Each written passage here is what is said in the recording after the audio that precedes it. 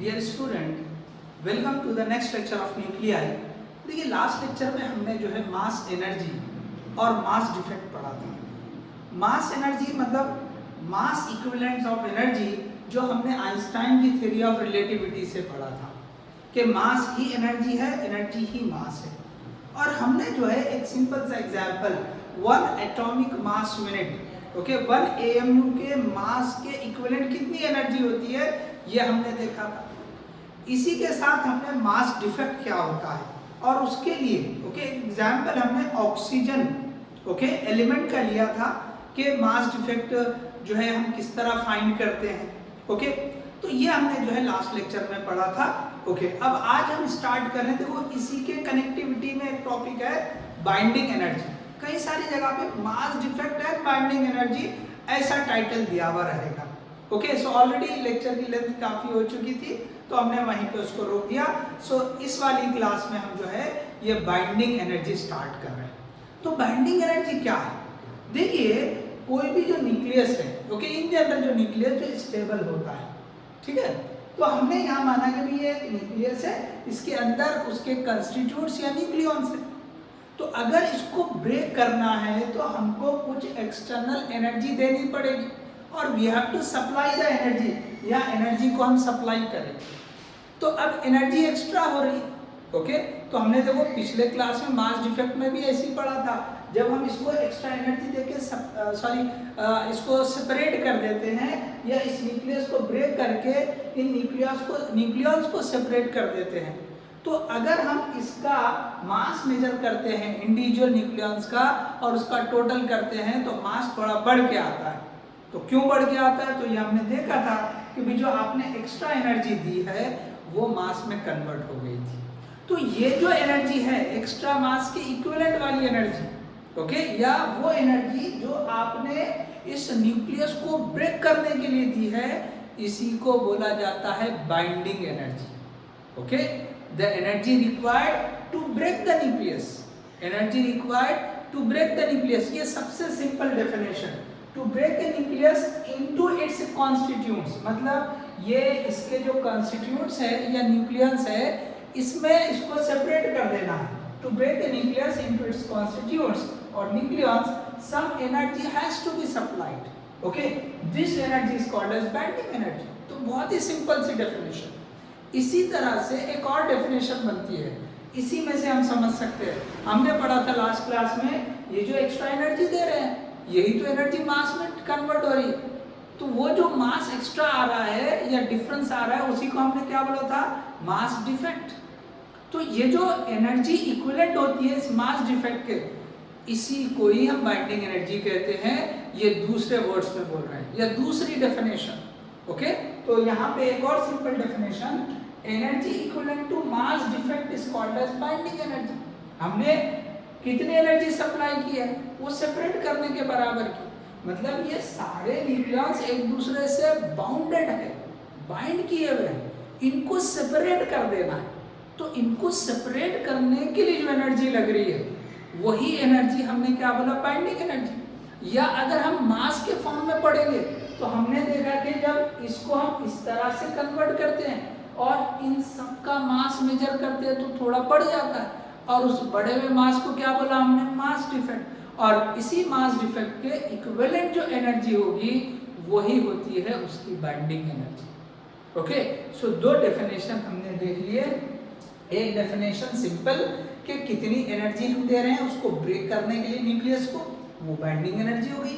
या जो mass defect आएगा, ओके, एनर्जी सप्लाई करने से सेपरेट करने की वजह, सेपरेट होने पर जितना मास डिफेक्ट आएगा, एनर्जी सप्लाई की वो सेपरेट हो गए, सेपरेट होने पे जितना मास डिफेक्ट आएगा, इस मास डिफेक्ट के इक्विवेलेंट जो एनर्जी आएगी उसी को हम क्या बोलेंगे? बाइंडिंग एनर्जी बोलेंगे। ठीक है, सबको समझ में आ गया? क्लियर है? ओके, देखिए बहुत सिंपल सा कंसेप्ट है। ठीक है, so hope you understood this one. यहाँ तक सबको क्लियर है? अब यहाँ पे मैंने एक न्यूक्लियस बताया है, ये हमने एनर्जी सप्लाई की सेपरेट करने के लिए। तो सेपरेट करने के लिए जितनी एनर्जी देंगे उसी को तो हम क्या बोलते हैं? Binding energy EB। तो यहाँ पे हमने लिख दिया EB। ठीक है, अगर EB देने से पहले अगर इस न्यूक्लियस की एनर्जी E1 थी होगी तो अब अगर हम सेपरेट कर दिए तो एनर्जी थोड़ी बढ़ जाएगी, उसको हमने नाम दिया E2 का। तो E2 किसके बराबर हो जाएगी? E1 प्लस EB के बराबर हो जाएगी। पहले से E1 थी, EB हमने दिया, तो अब टोटल एनर्जी कितनी होगी उसकी? E1 प्लस EB, मतलब एनर्जी का लेवल बढ़ गया है। ओके, एनर्जी का लेवल बढ़ गया है। ठीक है, तो अब एनर्जी बढ़ गई, इसका मतलब मास भी बढ़ना चाहिए। तो ये जो हमने बाइंडिंग एनर्जी लिखी है that is equal to delta M into C square. ये दूसरी जो हमने डेफिनेशन लिखी है, energy equivalent to mass defect. देखो ये मास डिफेक्ट के इक्विवेलेंट एनर्जी। सो हम मास एनर्जी कैसे लिखते हैं? Mass equivalent energy m into C square या delta m into C square. तो ये mass defect, so delta m into C square. So ये जो है हमने मैथमेटिकली इसको लिखा है। अब आप चाहे तो डेल्टा m का जो फॉर्मूला है लास्ट टाइम हमने जो यूज किया था, हम वो फॉर्मूला पूरा रख के बाइंडिंग एनर्जी कितनी होती है लिख सकते हैं। ओके, सो अब देखिए यहाँ पे एक और चीज समझते हैं, फिर इस इक्वेशन को भी लिखेंगे। अगर हमको कोई न्यूक्लियस को ब्रेक करना है और उसको ब्रेक करने के लिए ज्यादा एनर्जी लग रही है, ओके, ज्यादा एनर्जी लग रही है, इसका मतलब क्या हो रहा है कि वो बहुत ज्यादा जो है स्टेबल है। ओके, मतलब ब्रेक करना मतलब आप उसको अनस्टेबल कर दे रहे हैं, क्योंकि एनर्जी ज्यादा दे रहे हैं, तो ज्यादा एनर्जी मतलब अनस्टेबल हो जाता है। तो अगर वो स्टेबल है और उसको ब्रेक करने के लिए ज्यादा एनर्जी दे रहे हैं, मतलब उसके न्यूक्लियन, ओके, वो सब जो न्यूक्लियन एक दूसरे से बॉन्डेड है वो बहुत स्ट्रांगली बॉन्डेड है, तभी तो एनर्जी ज्यादा लगेगी। तो जिस न्यूक्लियस की बाइंडिंग एनर्जी ज्यादा, इसका क्या मतलब होगा कि वो ज्यादा स्टेबल है। ओके, जो बहुत मजबूती से जकड़े हुए हैं उनको सेपरेट करने के लिए एफर्ट ज्यादा लगता है। तो यहाँ पर हम ये समझ लेते हैं कि जो बहुत स्टेबल न्यूक्लियस होगा, मतलब उसके न्यूक्लियस एक दूसरे से बहुत अच्छे से जकड़े हुए हैं, बाउंडेड एक दूसरे से, तो उनको अगर सेपरेट करना रहेगा सो ऑब्वियसली बहुत ज्यादा एनर्जी देनी पड़ेगी। ओके, बहुत ज्यादा एनर्जी उनको देनी पड़ेगी। तो इसका मतलब जो बहुत ज्यादा स्टेबल न्यूक्लियस होगा उसकी बाइंडिंग एनर्जी भी बहुत ज्यादा होगी। बाइंडिंग एनर्जी, ओके, टोटल उसकी एनर्जी पे आप नहीं कर रहे हैं, उसको तोड़ने के लिए, उसको ब्रेक करने के लिए जो एनर्जी देनी पड़ेगी वो ज्यादा होगी, ये बात याद रखें। तो ज्यादा स्टेबल न्यूक्लियस, इससे हमको क्या समझ में आ रहा है कि हमको ज्यादा एनर्जी देकर उसको अनस्टेबल करना पड़ेगा या ब्रेक करना पड़ेगा। तो हमने इसके बेसिस पर एक पॉइंट लिखा, to break a nucleus if more energy is required it means it is more stable, it means it is more stable। ठीक है, अब देखो एक और इसी से लिखते हैं, इसी पॉइंट से, ब्रेक करने के लिए ज्यादा एनर्जी, तो तोड़ने के लिए या ब्रेक करने के लिए जो एनर्जी है उसी को हमने बाइंडिंग एनर्जी बोला है। तो इसी को डेफिनेशन का टर्म यूज करें, more binding energy means more stable nucleus. ठीक है ना भाई, हम ये बोल रहे हैं कि न्यूक्लियस अगर बहुत ज़्यादा स्टेबल है या एक न्यूक्लियस, उसको ब्रेक करने के लिए बहुत ज़्यादा एनर्जी की ज़रूरत पड़ रही है, इसका मतलब ओके उसको बाइंडिंग एनर्जी ज़्यादा लग रही है। ओके, तो हम इस पे से क्या कंक्लूड कर सकते हैं कि जिस न्यूक्लियस की बाइंडिंग एनर्जी ज़्यादा, मतलब वो बहुत ज़्यादा स्टेबल है। ओके, वो बहुत ज़्यादा स्टेबल है। लेकिन देखो ये जो है ना ट्रू नहीं होता है। ओके, ये पूरी तरह से ट्रू नहीं होता है। अब आप देखेंगे भी एक न्यूक्लियस है, उसको 10 इलेक्ट्रॉन वोल्ट एनर्जी लग रही है सपोज ब्रेक करने के लिए, और दूसरा एक न्यूक्लियस है जिसको 20 इलेक्ट्रॉन वोल्ट लग रहा है सपोज। तो इन दोनों में अगर आप चेक करेंगे तो आपको लगेगा इसके हिसाब से भाई दूसरे वाला न्यूक्लियस जिसको 20 इलेक्ट्रॉन वोल्ट जो है एनर्जी लग रही है तोड़ने के लिए वो ज़्यादा स्टेबल होगा। तो ये सही नहीं होता है, इसको अच्छे से याद रखो, ये मैंने बॉक्स में लिखा है। ओके, कोई लोग अगर इसको स्किप करके सिर्फ ये बताएंगे तो रॉन्ग रिप्रेजेंट करेंगे, याद रखिए आप। यहाँ पे जो लिखा है ना, this is very very important, इसको आप देखें, but it is not true. जिस न्यूक्लियस की बाइंडिंग एनर्जी ज्यादा होती है वो बहुत ज्यादा स्टेबल होता है, ऐसा सही नहीं होता है, इसको याद रखो। तो यहाँ पे जो हम समझ रहे हैं, ओके, ये जो हमने बोला कि अगर किसी न्यूक्लियस को ब्रेक करने के लिए ज्यादा एनर्जी चाहिए, ओके, तो हमको क्या लगता है कि वो ज्यादा स्टेबल है। ओके, ऑब्वियसली होना चाहिए, समझे, मतलब हम जिस तरह से ये बता रहे हैं उससे होना चाहिए। लेकिन इस कंसेप्ट को और मॉडिफाई किया गया है, इसलिए यहाँ लिखा कि ये ट्रू नहीं है। ओके, ये ट्रू नहीं है। एक बहुत ही मतलब सिंपल सा एक एग्जांपल से हम इसको समझ सकते हैं। तो पहले आप देख लें। ओके, अभी हमने क्या बोला है कि भाई ये एक न्यूक्लियस है, इसको तोड़ने के लिए जितना ज्यादा एनर्जी मतलब उतना ज्यादा वो स्टेबल होगा, वो स्टेबल होगा। लेकिन हमने आगे क्या बोल दिया कि भाई ये ट्रू नहीं है, ये ट्रू नहीं है, मतलब इसमें कुछ मॉडिफिकेशन करके उसको फिर सही बताया गया। ठीक है, सो चलिए पहले आप इसको कॉपी कर लें, पॉज करके कॉपी कर लें, हम आगे बढ़ते हैं। ठीक है, चलिए कॉपी कर लिया आपने। चलो अब मैं ये रख कर देता हूं। अब ये पॉइंट को आगे बढ़ाएंगे। पहले हम बाइंडिंग एनर्जी का फॉर्मूला भी लिख लेंगे मैथमेटिकली, और इसको आप आगे समझेंगे कि क्या मॉडिफिकेशन आया है। ओके, क्या मॉडिफिकेशन आया है। चलिए इसको रख कर देते हैं हम। तो आम इसमें सिंपल इसमें हम यही समझते हैं कि जिस न्यूक्लियस की बाइंडिंग एनर्जी ज्यादा वो ज्यादा स्टेबल, लेकिन उसकी मॉडिफिकेशन को समझे, बार बार बोल रहा हूं उसकी मॉडिफिकेशन को समझे। ओके, चलिए तो यहाँ पे पहले मैं ये पॉइंट जो लिखा है पहले इसको लिख देते हैं कि ये बाइंडिंग एनर्जी की इक्वेशन सिंस ये जो डेल्टा एम आप यहाँ पे ऐड कर सकते थे। ओके, यहीं पे ऐड कर दो। देखो ये वाली जगह पे आप इक्वेशन लिख लो, ये बाइंडिंग एनर्जी, चलो यहीं पे लिखते हैं हम ये बाइंडिंग एनर्जी। ओके, थोड़ा सा हम यहाँ पे लिख देते हैं। ठीक है, चलो यहीं पे कंटिन्यू कर देंगे। सो ये हमने लिखा दिस इज E1 और इसकी एनर्जी को लिखा E2 is equal to E1 plus E। ठीक है, चलो यहाँ पे हम लिख रहे हैं EB इज इक्वल टू ये delta M into C square. ठीक है, अब मैं इक्वेशन लिख रहा हूँ कि ये डेल्टा M आप लास्ट क्लास से रिफर करो, क्या लिखा था आपने, EB is equal to. Okay, देखिए प्रोटॉन और न्यूट्रॉन दोनों को हम मिला के लिखेंगे, कितना होगा। ओके, देखो टोटल मास ये इसका मास होता है, तो कितना होता है ये, yes Z times of mass of proton plus A minus Z times of mass of neutron. Okay, ये तो हो गया। ठीक है, ये वाले केस में मास कितना हो, अब ये वाले केस में मास ऑफ न्यूक्लियस इसको लिखते हैं हम m। ये क्या था, ये m डैश था, ये क्या था m डैश था, ये पूरा क्या था, ये m डैश था। लास्ट वाली क्लास में रिफर करो आप, this is we are having m dash. और ये इसका पूरे का स्पेक्ट्रोमीटर से हम एटम की मेजरमेंट कर सकते हैं, एटम के मास की, उसमें से इलेक्ट्रॉन का मास निकालेंगे तो ये आ जाएगा, that is mass of nucleus into ये c स्क्वायर। तो ये इक्वेशन मतलब ये पूरा जो हमने लिखा इतना, चले मैं यहाँ पे थोड़ा सा कलर बदल देता हूँ, आपको ये समझ में आ जाए कि भाई ये जो मैंने लिखा है, ठीक है ना, यहाँ पे लिखता हूँ मैं ये c स्क्वायर। ठीक है, ये जो है, अच्छा ब्लू से लिखते हैं, चलो ये लिख देंगे हम ये c स्क्वायर। और यहाँ पे समझने के लिए मैं बता देता हूँ, this is we are having delta m। तो डेल्टा m ये पूरा ब्लैक वाला जो लिखा है, ब्लैक वाला जो लिखा है वो पूरा डेल्टा m है। ठीक है, तो ये यहाँ से लेके यहाँ तक ये जो ब्रेसेस मैंने लगाए हैं that is delta m into c square. ठीक है, तो ये इक्वेशन आप समझ लें। तो ये हमने ऑलरेडी लिखी है, डेल्टा m के लिए लिखी थी, उसको c स्क्वायर से मल्टीप्लाई करेंगे तो उसकी इक्विवेलेंट एनर्जी आ जाएगी। ठीक है, उसकी इक्विवेलेंट एनर्जी आ जाएगी। अब देखिए थोड़ा आगे बढ़ते हैं हम।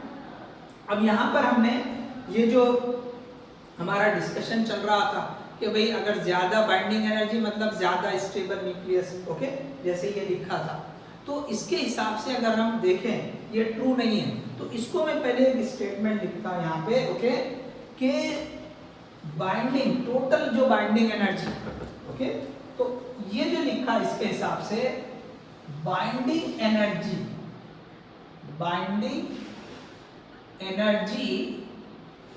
Is not the measure of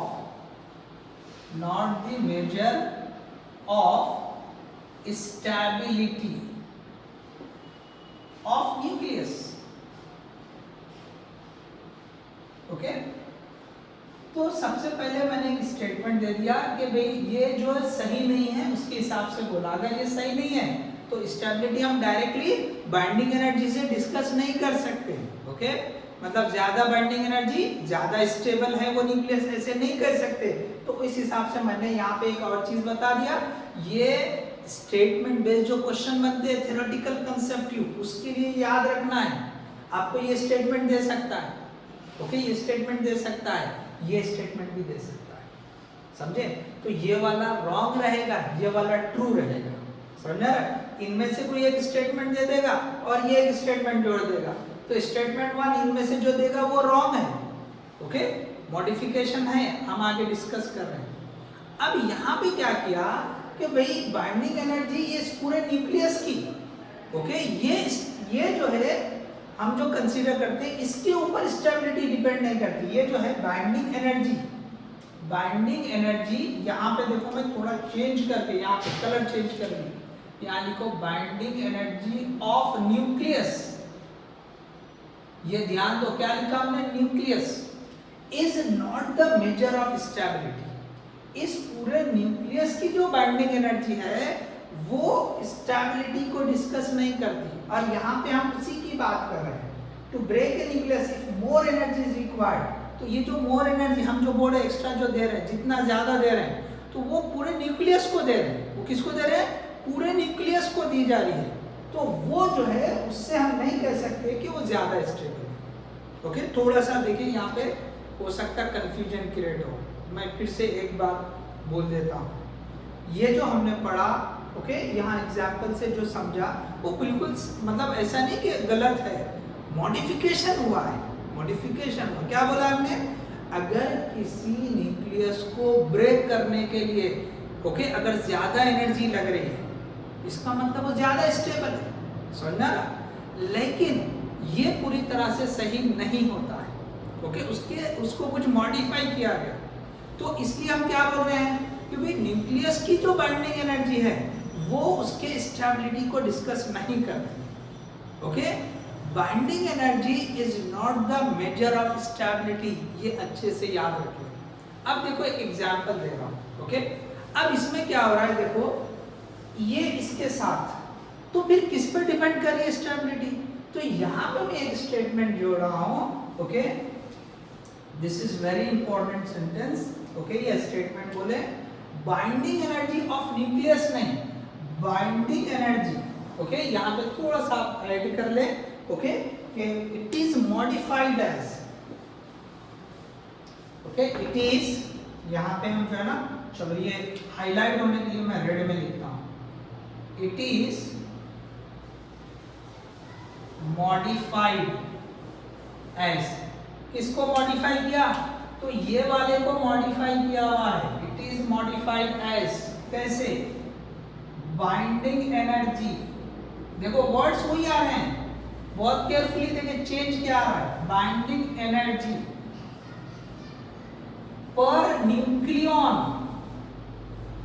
okay, पूरे न्यूक्लियस की बाइंडिंग एनर्जी नहीं, एक एक न्यूक्लियन को जो आ रही है, binding energy per nucleon is the measure of stability, is the measure of stability of nucleus। पूरे न्यूक्लियस की बाइंडिंग एनर्जी से स्टेबिलिटी पता नहीं होती है, किससे पता होती है? बाइंडिंग एनर्जी एक एक न्यूक्लियन की जो होगी पर न्यूक्लियन, ओके, उस न्यूक्लियस के एक न्यूक्लियन को कितनी बाइंडिंग एनर्जी आ रही है। तो अगर एक न्यूक्लियन की पर न्यूक्लियन अगर बाइंडिंग एनर्जी ज्यादा है, इसका मतलब वो न्यूक्लियस ज्यादा स्टेबल है। तो यहाँ पे binding energy of nucleus is not the measure of stability. तो किसकी मतलब स्टेबिलिटी फिर किससे मेजर करेंगे हम? सो बाइंडिंग एनर्जी पर न्यूक्लियन, यहाँ पे फिर से आप देखिए, binding energy per nucleon, this is very important, is the measure of stability of the nucleus, okay। तो binding energy per nucleon is the measure of stability. तो ये चेंज आपको अच्छे से याद रखना है, okay, binding energy per nucleon, ठीक है। अब देखो कैसे, देखो अगर न्यूक्लियस में, ओके, आप एटॉमिक नंबर बढ़ाते जा रहे हैं तो ऑब्वियसली उसके न्यूक्लियन बढ़ेंगे, उसके न्यूक्लियन बढ़ेंगे, ज्यादा न्यूक्लियन है उनके अंदर एक दूसरे को सब एक दूसरे को अट्रैक्ट मतलब जो है करके रखे हुए हैं, तो ऑब्वियसली उनको सेपरेट करने के लिए तो ज़्यादा एनर्जी लगेगी। तो जितना बड़ा न्यूक्लियस रहेगा उतनी ज़्यादा एनर्जी लग जाएगी। तो सिंपली जो कम न्यूक्लियन वाले हैं तो वो सिंपली हम बोल देंगे इनकी बाइंडिंग एनर्जी कम है, तो न्यूक्लियस की बाइंडिंग एनर्जी कम है। ओके, लेकिन जैसे जैसे बड़ा होते जा रहा है न्यूक्लियस, उसके अंदर न्यूक्लियन ज़्यादा है, तो खुद ब खुद जो है उसकी बाइंडिंग एनर्जी तो ज़्यादा आएगी। तो फिर हम कैसे बताएंगे, ओके, कैसे कहेंगे कि उसकी जो है स्टेबिलिटी ज़्यादा है? तो हमको जो है ना एक न्यूक्लियन की चेक करना है, एक न्यूक्लियन, वो छोटा न्यूक्लियस हो या बड़ा न्यूक्लियस हो। तो अगर एक न्यूक्लियन की बाइंडिंग एनर्जी या बाइंडिंग एनर्जी पर न्यूक्लियन अगर ज़्यादा है तो वो न्यूक्लियस सिंपल से जो है स्टेबल ज़्यादा रहेगा। उसके अंदर न्यूक्लियन कितने हैं उससे लेना देना नहीं। ओके, क्योंकि यहाँ पे क्या हो रहा है इसके हिसाब से। अब आप देखो कि अगर एक सिंपल एग्जांपल, एक न्यूक्लियस की बाइंडिंग न्यूक्लियन की बाइंडिंग एनर्जी 4 इलेक्ट्रॉन वोल्ट आ गई सपोज, ओके, 4 MeV आ गई सपोज, तो क्या होगा? अगर किसी में 10 न्यूक्लियन है तो वो 40 हो जाएगी, किसी में 50 है तो वो तो बहुत ज्यादा होता है। समझ आ रहे हैं फर्क है? तो इसको समझे आप, ठीक है। तो अब यहाँ पे फाइनली हम कंक्लूजन पे ये पहुंचते हैं कि बाइंडिंग एनर्जी पर न्यूक्लियन जो होती है वो स्टेबिलिटी को मेजर करेगी न्यूक्लियस में, ठीक है। अच्छा, अब देखो मैंने आपको बोला था एक छोटा सा एग्जांपल दूंगा, अब उस एग्जांपल को समझो कैसे। देखो घर में कभी मेहमान आते हैं, ठीक है ना, तो जब जाते हैं, ठीक है ना, तो छोटे बच्चों को कुछ पैसे देते हुए चले जाते हैं, ठीक है ना, हदिया या तोहफतन क्या करते हो, पैसे देते हैं। अब सपोज एक घर में जो है जो 2 बच्चे हैं सपोज, तो उन्होंने क्या किया, जाते जाते क्या किया उन्होंने, एक समझो 1000 रुपये दे दिए सपोज। कितने दे दिए उन्होंने? 1000 रुपये दे दिए। तो 2 बच्चे हैं, 2 बच्चों में, यहाँ पे एग्जाम्पल समझते हैं, यहाँ पे लिखा हूँ मैं, ओके। तो अगर यहाँ पे 2 चिल्ड्रन, ये 2, तो कितने दिए? 1000 रुपीज, 1000 रुपीज दे दिए। तो 1000 रुपीज मतलब एक को कितने आए? Each we will get 500 each, okay. यहाँ पे ईच क्या आएगा? 500 ईच आ जाएगा। आ रहा है? एग्जाम्पल सेम वैसी बैठेगा, अच्छे से समझ गया। और इसी तरह से सपोज एक और एग्जाम्पल लेते हैं, किसी और घर में कोई मेहमान थे, वो जा रहे हैं, तो उस घर में सपोज 5 बच्चे हैं और उन्होंने जाते जाते 2000 रुपये दिए। कितने दिए उन्होंने? 2000। यहाँ पे कितने हैं? 5 स्टूडेंट। कितना पैसे दिया? कितने रुपये दिए? 2000। तो अब देखो यहाँ पे अगर फिगर पैसों के हिसाब से देखें, यहाँ कितने दिए गए? 1000। यहाँ कितने दिए? 2000। तो हमें लगेगा कि यहाँ पे ज्यादा पैसे दिए, लेकिन यहाँ पे अगर हमने चाइल्ड बच्चे के हिसाब से देखा, चेक करो, तो यहाँ पे एक एक बच्चे को 500 मिले और यहाँ पे एक एक बच्चे को कितने मिले? बोलो 2000 डिवाइड बाय 5, 400 मिले। तो किस केस में ज्यादा मिले? इस केस में। तो इसलिए टोटल अमाउंट उतना इंपॉर्टेंट नहीं है, हर एक को कितना मिला वो ज्यादा इंपॉर्टेंट है। इसी तरह से यहाँ पर भी ये जो टोटल बाइंडिंग एनर्जी न्यूक्लियस की हो रही है, बाइंडिंग एनर्जी ऑफ न्यूक्लियस, ये इतनी इंपॉर्टेंट नहीं है। बाइंडिंग एनर्जी पर न्यूक्लियन ये ज्यादा इंपॉर्टेंट है कि एक न्यूक्लियन को कितनी एनर्जी आ रही है, एक न्यूक्लियन के हिस्से में। जैसे यहाँ पे एक बच्चे के हिस्से में कितने पैसे आ रहे हैं, कितने रुपए आ रहे हैं? पहले वाले केस में 500 रुपए आ रहे हैं, दूसरे वाले केस में 400 रुपए आ रहे हैं। जबकि यहाँ पे जाते और मेहमान ने तो ज्यादा पैसे दिए, यहाँ वाले केस में मेहमान ने ज्यादा पैसे दिए हैं, 2000 दिए, यहाँ पे 1000 दिए। लेकिन हम क्या करते हैं, अभी एक को कितना आया, तो ये वाले केस में बेटर है, जबकि यहाँ पे टोटल क्या है, कम है। तो इसी तरह से याद रखो कि ये टोटल इंपॉर्टेंट नहीं होता। इसीलिए बोला कि more binding energy means more stable nucleus, ये सही नहीं है, but it is not true, यहाँ क्लियरली मेंशन है। तो मुझे जो है एक उम्मीद है, होप है कि अभी आपने इस एग्जाम्पल के थ्रू इसको समझ लिया होगा। ओके, ये जो एग्जाम्पल दिया है मैंने बच्चों का, ओके, उससे आपको समझ में आ गया होगा कि binding energy of nucleus is not the measure of stability, binding energy per nucleon is the measure of stability. तो यहाँ पे इंपॉर्टेंट है binding energy per nucleon. Okay, total binding energy important नहीं है, binding energy per nucleon important है। Okay, hope you understood this one. ठीक है, समझ में आ गया सबको? तो बाइंडिंग एनर्जी पर न्यूक्लियन की बहुत ज्यादा इंपॉर्टेंस है। तो अब देखिए जो नेक्स्ट टॉपिक है, ओके, वो हमको जो है ग्राफ जो है समझना है। Okay, binding energy per nucleon versus mass number. हर एक एलिमेंट की बाइंडिंग एनर्जी पर न्यूक्लियन कितनी होती है, ये ग्राफ हमको समझना है, बहुत इंपॉर्टेंट ग्राफ है। ठीक है, तो चलिए आप पहले इसको पॉज करके कॉपी कर लें।